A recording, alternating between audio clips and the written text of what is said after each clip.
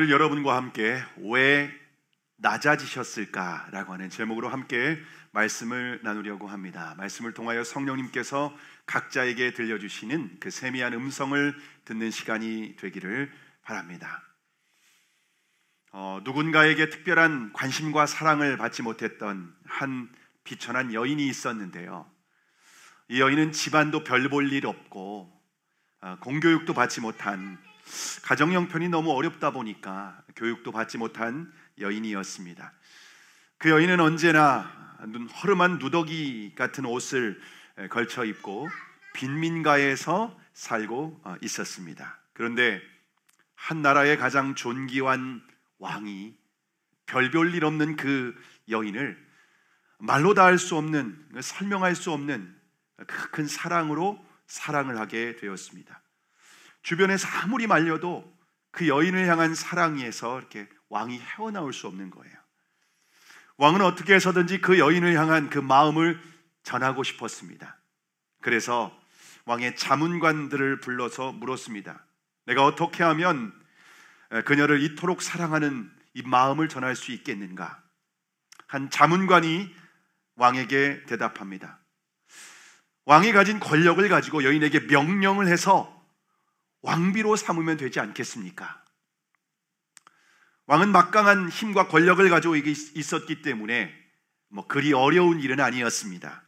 그런데 문제는 강요된 순종으로 얻은 사랑은 진정한 사랑이다라고 확신할 수가 없었던 거죠.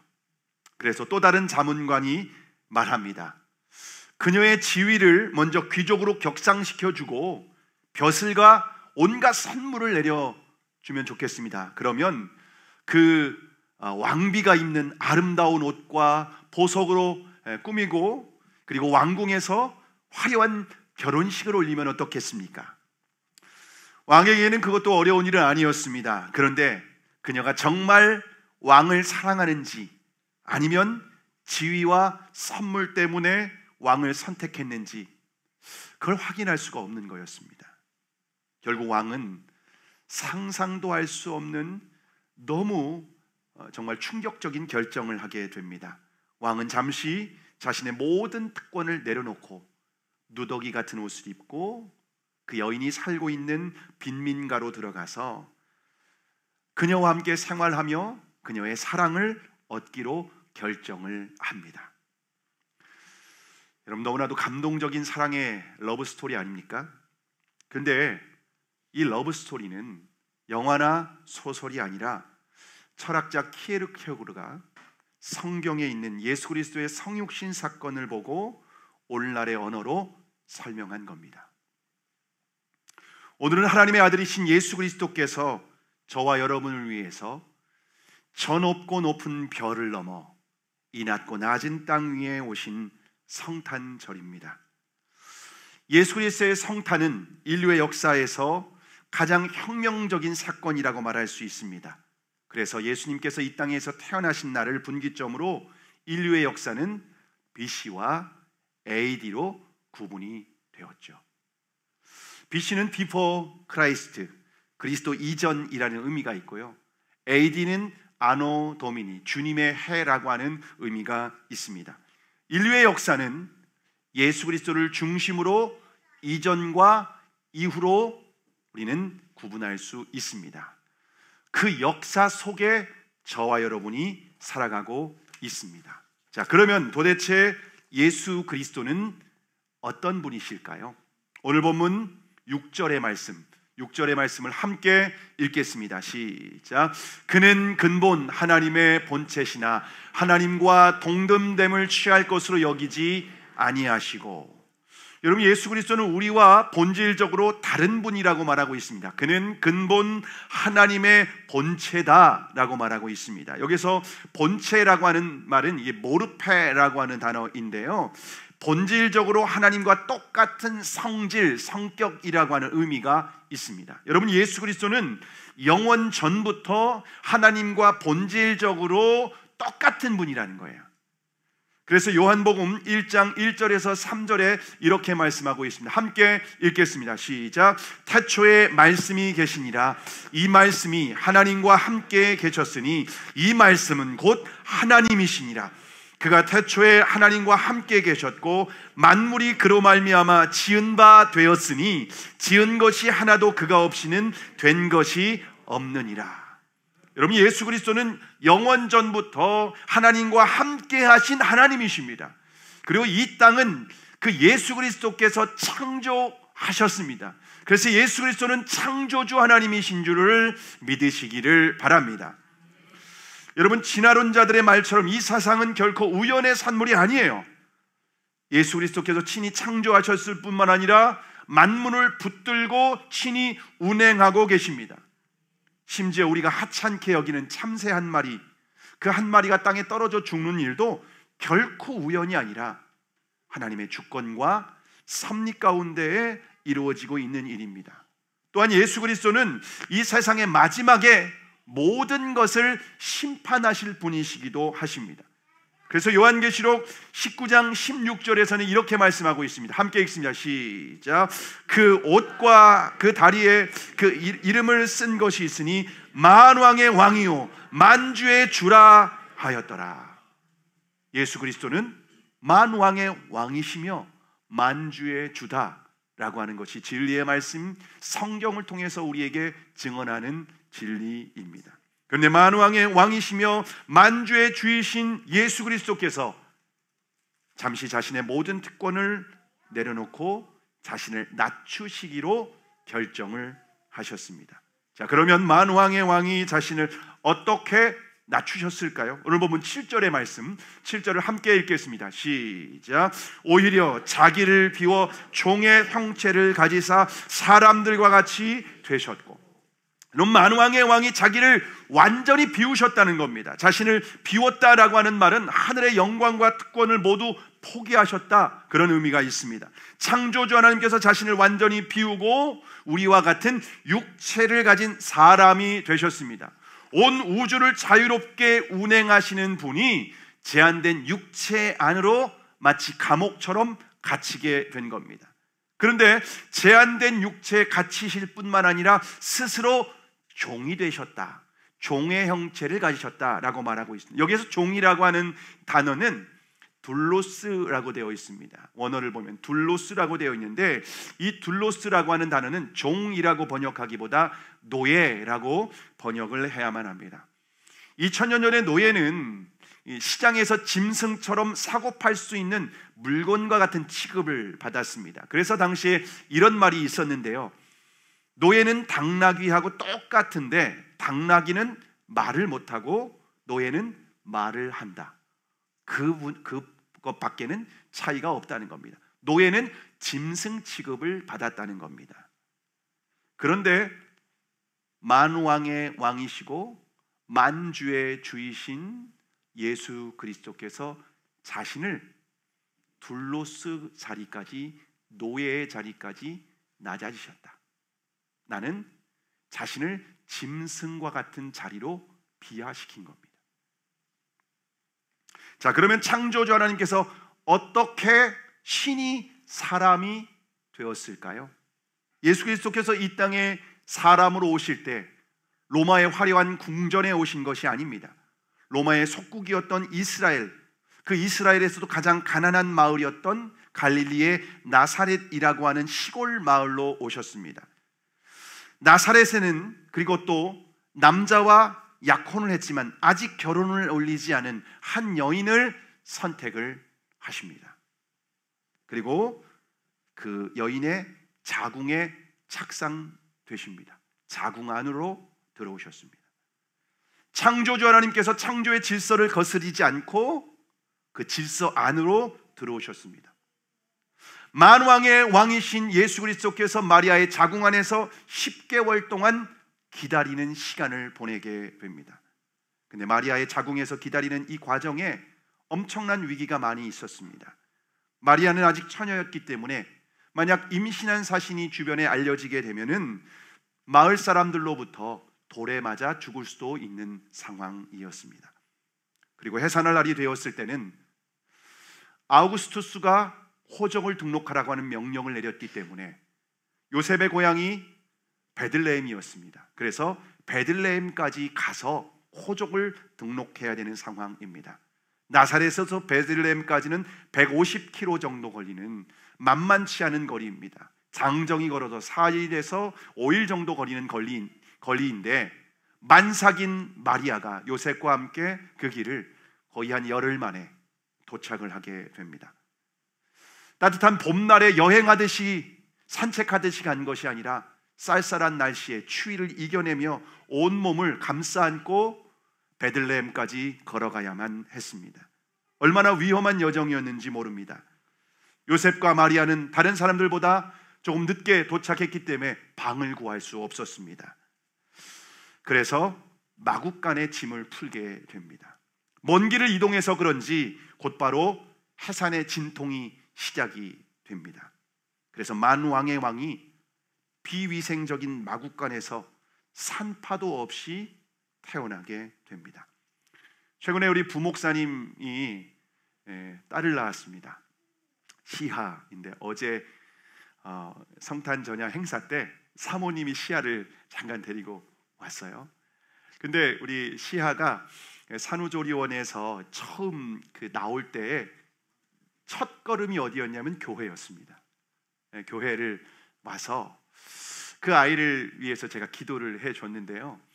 여러분, 아기니까 이제 뭐 한 30일도 되지 않은 상황이었습니다. 20 며칠 됐었을 거예요. 그런데 그 아기를 제가 안기조차 부담스러운 거예요. 너무 연약하니까. 그리고 요즘 100일애가 유행이라고 하더라고요. 그래서 아기를 보려는 분들은요 100일에 접종 맞고 보시기를 바랍니다. 여러분, 병균으로부터 굉장히 취약해요. 아이들은 면역력이 없기 때문에. 그래서 마스크를 끼고 시하를 위해서 기도해 줬습니다. 여러분, 근데 창조주 하나님께서 만왕의 왕이 병균이 득실거리는 마구간에 정말 면역력도 현저하게 떨어진 상황에서 정말 연약한 상태로 마구간에 말구유에 누이게 됩니다. 여러분, 창조주 하나님이 배가 고프면 어떻게 했을까요? 천사를 시켜서 그 마리아에게 모유를 먹이도록 했을까요? 창조주 하나님이 여느 아기들과 같이 배가 고프면은 울어야만 했습니다. 근데 마리아는 어린 나이에 출산했기 때문에 모유가 부족했어요. 여러분, 왕궁에서 태어났으면 유모를 통해서 먹일 수도 있었겠죠. 근데 마리아는 그럴 수 있는 형편이 아니었기 때문에 동양젖을 하며 예수님을 먹일 수밖에 없었습니다. 그리고 유대 남자아이라면 남제 8일 만에 할례를 받아야만 했는데 그래서 시므온에게 할례를 받게 됩니다. 창조주 하나님이 피조물의 손에 할례를 받게 됩니다. 그리고 요셉과 마리아는 천사들이 알려준 대로 이름을 지어주죠. 이름을 예수라 하라.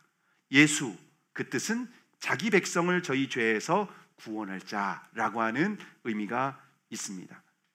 예수님은 할례 받은 후에 또다시 애굽으로 피신해야만 했습니다. 왜냐하면 헤롯이 2살 아래에 있는 모든 아이들을 살육하라고 명령을 내렸기 때문에 그렇습니다. 그래서 만왕의 왕이 정말 목숨의 위협을 느껴서 낯선 타국 땅에서 난민 생활을 해야만 했습니다.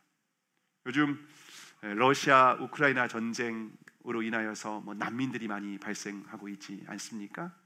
예수님이 그런 난민 생활을 아기 때부터 했었다는 거죠.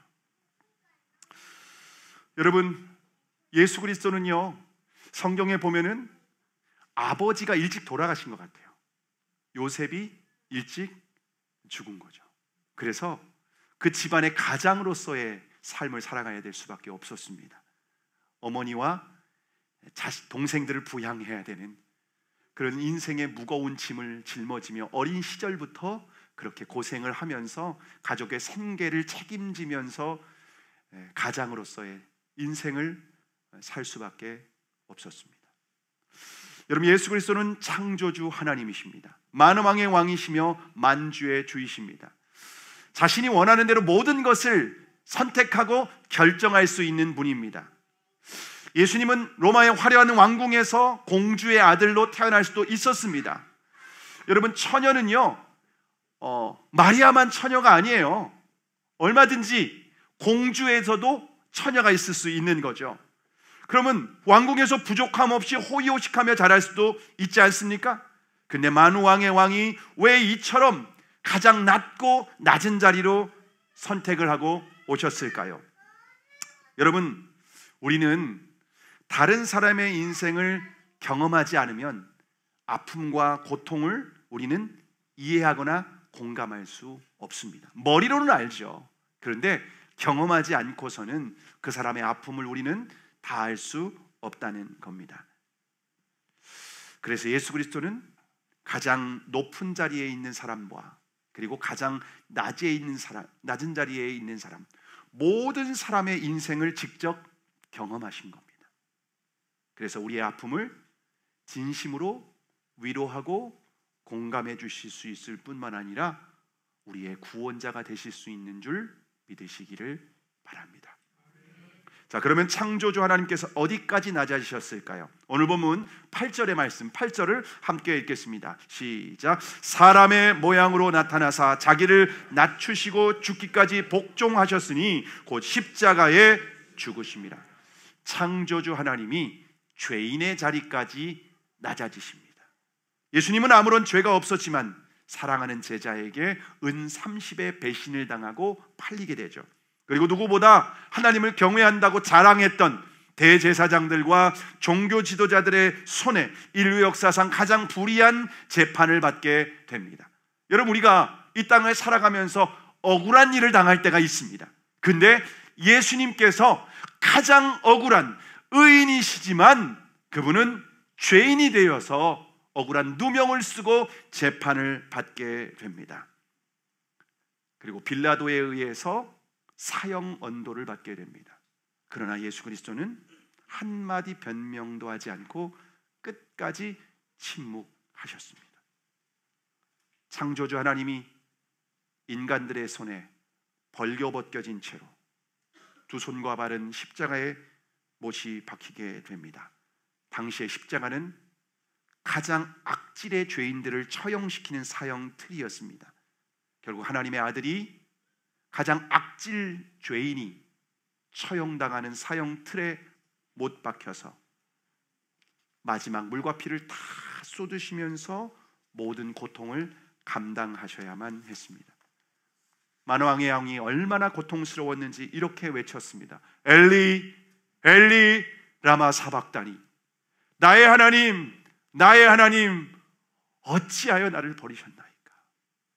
하나님께 철저히 버림받고 하나님께 외면당하는 그런 비참한 상황을 맞이할 수밖에 없었습니다. 하나님은 외아들 예수 그리스도를 사랑하지만 그 소리를 끝까지 외면하실 수밖에 없었습니다. 왜냐하면 저와 여러분을 구원하시는 유일한 길은 예수님이 십자가에 못 박혀 죽으셔야만 했기 때문에 그렇습니다. 결국 하나님의 아들이 십자가에서 마지막으로 타탈레스타이, 다 이루었다 라고 외치시고 숨을 거두셨습니다. 하나님 아버지께서 맡기신 그 일을 다 마치셨다는 겁니다. 다시 말하면 우리의 구원을 위하여서 맡겨진 사명을 끝까지 완수하셨다는 겁니다. 창조주 하나님께서 왜 낮아지고 또 낮아지고 또 낮아지셔야만 했을까요? 왜 그래야만 했을까요? 요한복음 3장 16절에서는 이렇게 말씀합니다. 함께 읽습니다. 하나님이 세상을 이처럼 사랑하사 독생자를 주셨으니 이는 그를 믿는 자마다 멸망하지 않고 영생을 얻게 하려 하심이라. 무엇 때문이라고요? 사랑 때문이다. 이 세상을 이처럼 사랑해서 하나님을 거역하고 하나님을 부인하고 하나님을 외면하고 하나님의 아들이 왔지만 십자가에 못 박아 죽이는 그토록 악한 이 세상, 창조주도 몰라보는 이 세상, 하나님의 아들도 몰라보는 이 세상, 짐승만 또 못한 인간 이하의 삶을 살아가는 이 세상을 위해서 자신의 생명을 내어주시기 위해서 낮아지고 또 낮아지고 또 낮아지셨다. 여러분, 그런데 도대체 얼마나 사랑하면 만왕의 왕이 그렇게 죽음의 자리까지 낮아질 수 있을까요? 우리가 그렇게 대단한 존재입니까? 그럴 만한 가치가 있습니까? 정직하게 자신의 삶을 돌아보시길 바랍니다. 창조주 하나님이, 하나님의 아들이 십자가에 죽으실 만큼 우리가 그렇게 대단한 존재입니까? 우리는 사실 예수님의 제자들과 같이 예수님 부인하고 상황과 환경만 되면은, 작은 유혹만 있어도 예수님 부인하는 존재들 아닙니까? 하나님의 뜻을 알지만 우리는 무엇이 옳은지 알아요. 그런데 하나님의 뜻을 따라 선택하고 살아가는 것이 아니라 욕망과 본능을 따라 살아가고 있지 않습니까? 아니, 어떻게 미치지 않고서야 창조주 하나님이 죄인을 위해서 죽을 수 있습니까? 제 딸이 치아 교정을 하고 있습니다. 둘째 딸이 치아 교정을 하는데, 치아 교정을 하러 갔었는데 이제 어느 정도 마쳤다는 거예요. 그래서 위에 그 교정기를 뗐습니다. 그래서 이제 유지기만 끼우려고 했는데 유지기를 한 2주 이상 기다렸어요. 그렇게 하고 가서 맞췄는데 유지기가 안 맞다는 거예요. 잘못 치수를 잰 거예요. 그래서 다시 교정기를 끼워야 되는 거예요. 왜냐하면 틀어질 수 있으니까 또. 근데 교정기를 또 끼우는 사이에 마지막 철심을 잘라내지 않은 거예요. 입 안에서. 그래서 철심이 속 안을 찌르고 있는 상황입니다. 토요일 12시에 마지막 진료를 받고 와서 토요일 오후, 주일 아침, 점심, 저녁을 거치는 과정에 말을 못해요. 조금만 움직이면은 철심이 입안을 찌르기 때문에 너무 고통스러워서 입안이 다 얼어버리고, 뭐 아무리 입안 연고를 발라도 뭐 이게 소용이 없는 거예요. 너무 고통스러워서 막 계속 눈물을 흘리는 거예요. 계속 눈물을 흘리는 거예요. 솔직히 제 마음에 의사가 밉더라고요. 본인이 떼고 유지기 본인이 잘못 치수를 재가지고서 또 다시 끼우고, 근데 마무리를 잘못해서 그 철사가 입안을 찌르고 있는, 얼마나 예민한 그 입안이, 작은 것만 있어도 제 혀 끝에 혓바늘 있었는데 그것도 지금 이렇게 불편한데. 근데 병원을 가는데 이 아이가 이렇게 말하는 거예요.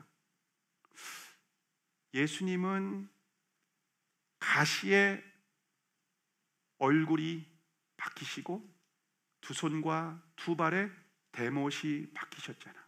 그런데 한마디 불평도 안 하셨잖아. 여러분, 왜 예수님이 만왕의 왕이 그처럼 고통을 받으시지만 한마디 말도 하지 않고 그렇게 자신을 낮추시며 죽음에까지, 자리까지 낮아지셔야만 했을까요? 우리를 사랑했기 때문이다. 여러분, 이것이 바로 복음인 줄 믿으시기를 바랍니다. 자, 그러면 이처럼 위대한 사랑을 받았다면 우리가 어떻게 살아야 될까요? 오늘 본문 5절의 말씀을 우리가 함께 읽겠습니다. 시작. 너희 안에 이 마음을 품으라. 곧 그리스도 예수의 마음이니. 여러분, 이처럼 위대한 사랑을 경험했다면 우리가 품어야 될 마음이 있다는 거예요. 사랑을 받으면 우리의 마음이 달라지게 되지 않습니까? 진짜 사랑을 받았다면, 부모님의 사랑을 알았다면 우리의 마음이 달라지잖아요. 누군가에게 사랑을 받으면 우리는 달라지게 되어 있습니다. 하나님의, 예수님의 이런 사랑을 받았다면 우리의 마음이 이렇게 예수님의 마음을 품어야 된다는 거예요. 여기서 품으라고 하는 말은 애써라, 전념해라 이런 말이에요. 단순히 그냥 자연스럽게 흘러가는 대로 그냥 방치한 상태가 아니라 애쓰고 집념해서 그 마음을 품는 거예요. 예수님의 마음은 저절로 품어지지 않습니다. 그 사랑을 받았다면 그 마음을 이제는 품고 그 마음을 지키고 그 마음을 잃어버리지 않도록 하는 것이 우리 사랑을 받은 사람들의 마땅한 마음가짐, 태도다라고 말하고 있습니다. 근데 예수님의 마음은 어떤 마음이에요? 자기를 낮추시고 또 낮추시고 또 낮추신 마음입니다. 그래서 둘로스, 노예가 된 마음이에요. 내가 마땅히 누려야 될 특권과 권리를 다 포기하는 겁니다. 자기의 자아를 부인하는 거예요. 내 소견을 내려놓는 거예요. 여러분, 우리는요, 나하고 생각이 다르고 나의 마음이 다른 사람들과 갈등이 있으면은요, 굉장히 기분 나빠합니다.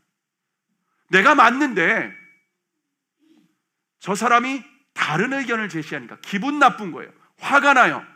여러분, 이게 바로 자아이고 우리 인간의 소견이라는 거예요.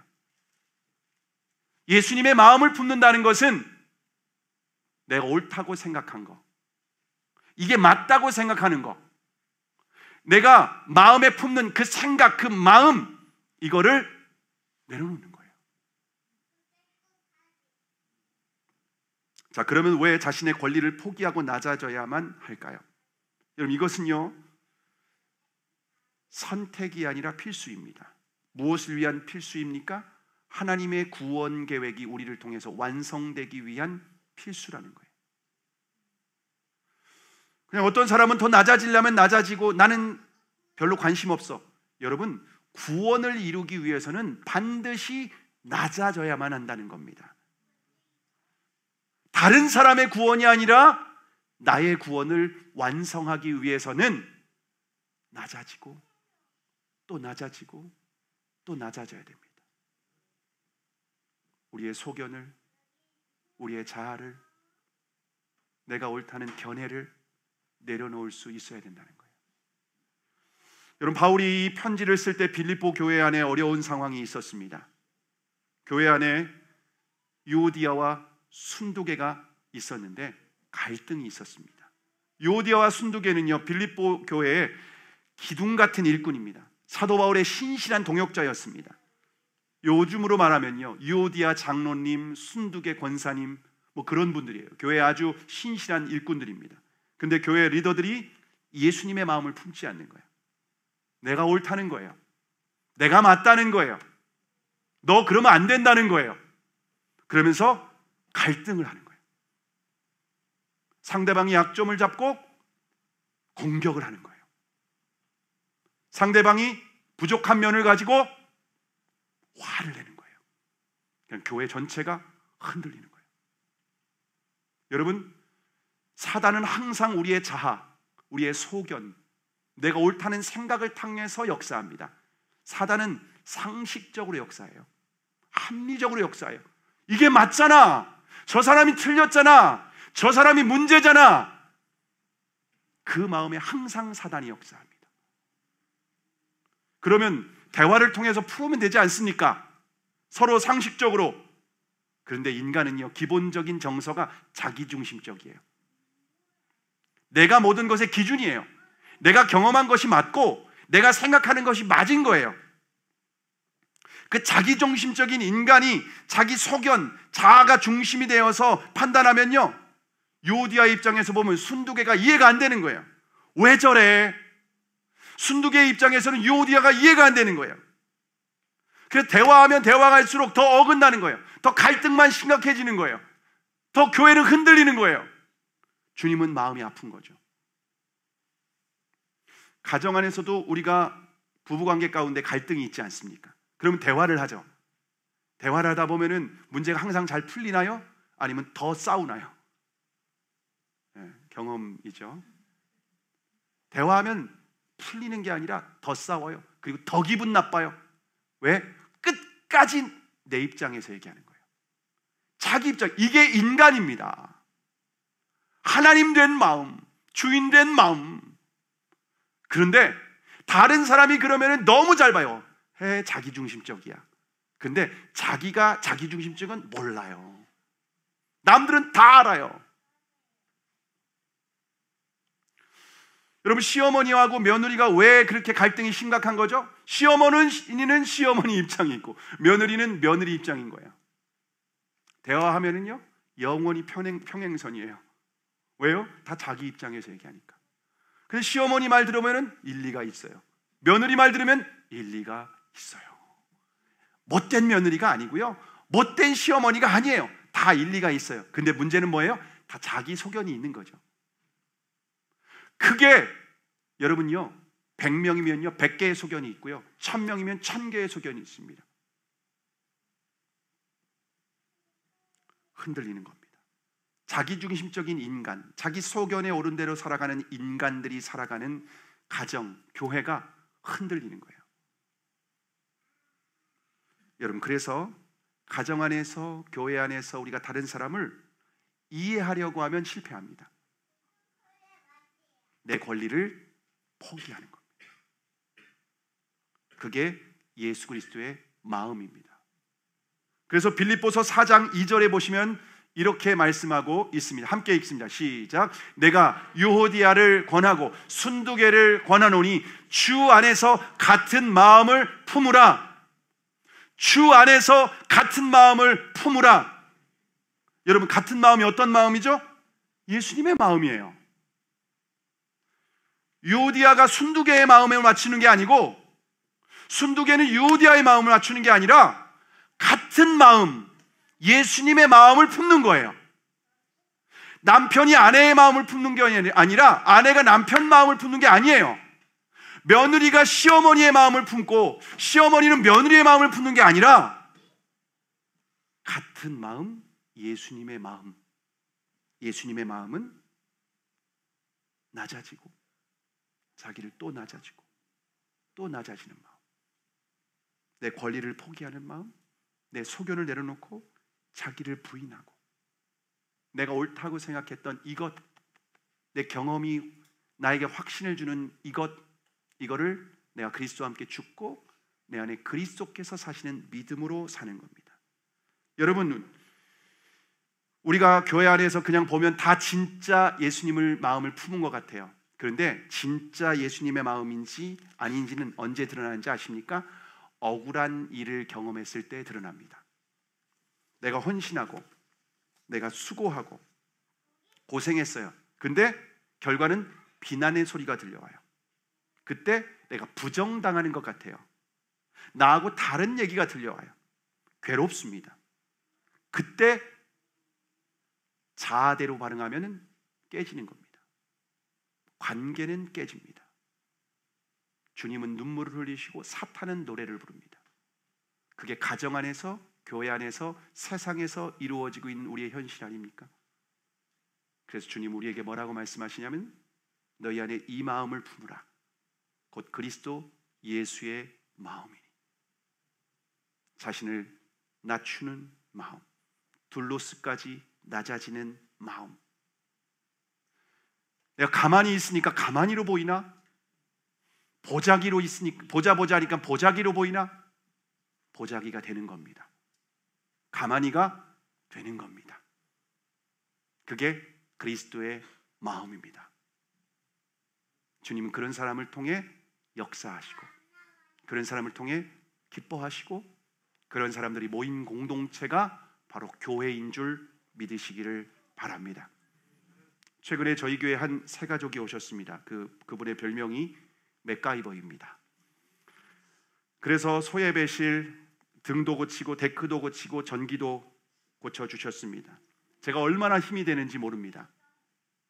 그래서 제가 맥가이버 성도님에게 뒷마당에 풀이 너무 자라는데 여기 풀 뽑는 게, 풀 관리하는 게 어려워서 그런데 인조잔디를 깔았으면 좋겠습니다. 근데 그분이, 아는 분이 가지고 있는 인조잔디를 수소문해 가지고서 가져오셨습니다. 그래서 우리 성도님들과 함께 그 인조잔디를 깔았죠. 그런데 언덕을 깔기에는 부족한 겁니다. 그래서 당근에 그분이 알림 설정을 해놓은 거예요. 근데 얼마 후에 알림 사인이 있어가지고 가지러 가야 되는데 아는 장로님한테 부탁을 해서 이제 5톤 트럭을 보냈습니다. 5톤 트럭은 보냈는데 집게차로 10다발 이상을 해서 하여튼 가져왔습니다. 한 20다발 가까이 가져온 것 같아요. 엄청난 양이, 사람의 손으로 내리려면 너무나도 많은 양이었습니다. 그런데 그 5톤 집게차에서 내려준 겁니다. 너무 편했죠. 근데 부득이하게 그 집게차 옆에 포크레인이 서 있었습니다. 포크레인 위로 옮겨질 수밖에 없었습니다. 근데 옮겨지는 과정에서 인조잔디에 있었던 잔디가 그 먼지, 흙먼지가 많이 떨어지진 않았어요. 조금 떨어졌습니다. 그리고 나서 다 옮기고 나서인데 저녁에 저한테 문자가 온 겁니다. 포크레인 주인이 왜 우리 장비 위로 물건을 옮겼습니까? 공중도 소유권이 있나 봐요. 근데 그 땅도 그분 땅은 아니었습니다. 사실. 그러면서 먼지를 그 위에 흘렸다고 하면서 막 화를 냈습니다. 전화를 걸어서. 기분이 안 좋았습니다. 그런데 더 기분이 안 좋은 것은 그 장비 위에 유리로 이렇게 마감이 되어 있는데 유리가 깨졌다는 겁니다. 그런데 당신들이 옮기면서 깼다는 겁니다. 여러분, 그 주변에 3명이나 서 있었습니다. 깨지거나 뭐가 떨어지거나 그럴 만한, 먼지는 떨어질 수 있죠. 여러분, 먼지에 유리창이 깨질까요? 그럼 여기 유리창이 남아나지 않았겠죠. 그러면서 제가 화가 나서 증거가 있습니까? 그러니까 막 더 막 화는 거예요. 그럼 전화를 툭 끊는 거예요. 제가 너무 속상한 거예요. 너무 억울한 거예요. 그래서 제가 그런 얘기는 했습니다. 새 차비는 드릴게요. 근데 유리는 우리가 깨지 않았습니다. 너무 화가 났어요. 근데 옆에서 그 상황을 지켜보던 우리 부목사님이 제가 그 주인 입장이라면 좀 기분 나빴을 것 같습니다. 그런 얘기를 하는 거예요. 저는 제 입장에 맞서만 생각했는데 그 입장에서는 기분 나빴을 거다라는 얘기를 듣는데 주님의 음성처럼 들리는 거예요. 그래서 다시 전화를 했습니다. 그리고 정중하게 사과했습니다. 그리고 우리가 깽겨면 변상을 해주겠습니다. 그렇게 하고 그 대신 확인을 한번 해보면 좋겠습니다. 저녁이었기 때문에 그 다음날 확인하려고 했는데 다니엘 기도회가 있었습니다. 다니엘 기도회에 기도하는데 주님께서 그 영혼이 구원받기 위해서, 그 영혼은 목사, 교회를 경험하는 건데 교회와 목사가 어떻게 대해야겠니? 그 마음을 주시더라고요. 선으로 악을 이기는 것이다. 그래서 기도하고 그 다음날 날이 밝아서 사다리를 가지고 올라가서 유리를 확인했습니다. 아무리 봐도 우리가 깬 게 아닙니다. 시간이 한참 지난 거예요. 누가 봐도 그럴 판단을 합니다. 다. 그렇지만 전화를 걸었습니다. 그리고 죄송합니다. 저희가 변상해 드리겠습니다. 세차비도 다 드리겠습니다. 그런데 거기에서 오히려 예상치 못한 답이 오는 거예요. 아니 뭐 꼭 고쳐달라는 건 아니고 그러면서 거기에서 오히려 마음이 쫙 풀어지더니 그분이 목사님 혹시 이렇게 포크레인 쓸 일이 있으면 도와줄게요. 우리가 그냥 그런 얘기를 하면서 제가 오히려 그 뒤로 적극적으로 인사하면서 언덕도 이제는 치워주고 이번에 폭설 내렸는데 폭설 내렸을 때 오셔가지고서 다 치워주시기도 하시고 굉장히 좋은 관계가 된 거예요. 저는 딱 한 가지, 주님의 마음, 낮아지는 마음, 권리 포기하는 마음, 억울한 상황이었지만 그 영혼을 품는 마음, 이 마음을 가졌던 거죠. 근데 오히려 전화위복이 되어서 지금은 너무 제가 보면 쫓아가서 먼저 인사하고 제가 때로 선물도 줄 수 있으면 선물도 주면서 더 그 영혼을 좀 주님께로 인도하는 마음이, 인도하고 싶은 마음이 있습니다. 여러분, 이것이 바로 주님의 마음인 줄로 믿습니다. 성탄절에 주님께서 우리에게 말씀하십니다. 너희 안에 이 마음을 품으라. 내가 옳다는 생각을 할 수 있어요. 내가 경험한 것이 맞다고 생각할 수 있어요. 근데 가정과 교회 안에서 내가 옳다는 생각을 주장할 때 가정이 깨집니다. 교회가 깨집니다. 관계가 깨집니다. 우리는 그리스도의 마음을 품는 것입니다. 낮아지고 또 낮아지고 또 낮아지는 겁니다. 어디까지? 죽기까지. 그래서 내가 죽고 내 안에 그리스도께서 사시는 그 믿음으로 사는 겁니다. 여러분, 그런 사람들이 모인 교회, 행복한 교회입니다. 똑똑한 사람들이 모인 교회가 행복한 교회가 아니에요. 그리스도의 마음을 품은 사람들이 모인 공동체, 그런 사람들이 리더로 섬기는 교회, 그런 사람들이 함께 있을 때 새가족들이다. 누구든지 그 교회 안에 와서 품을 수 있습니다. 그 교회 안에서 사랑을 느낄 수 있고 수용이 된다는 것을 경험할 때에 그곳에서 그리스도의 사랑을 경험하게 되고 구원의 통로로 쓰임받게 되는 줄 믿으시기를 바랍니다. 우리가 성탄절에 둘로스 자리까지 낮아지신, 그리고 죽기까지 복종하신 우리 주 예수 그리스도의 그 마음을 품고 저와 여러분이 가정을 섬기고 교회를 섬기고 세상을 섬기는 그리스도인들이 되기를 주님의 이름으로 축복합니다. 그럴 때 우리 가운데 하나님 나라가 임하게 될 줄로 믿습니다.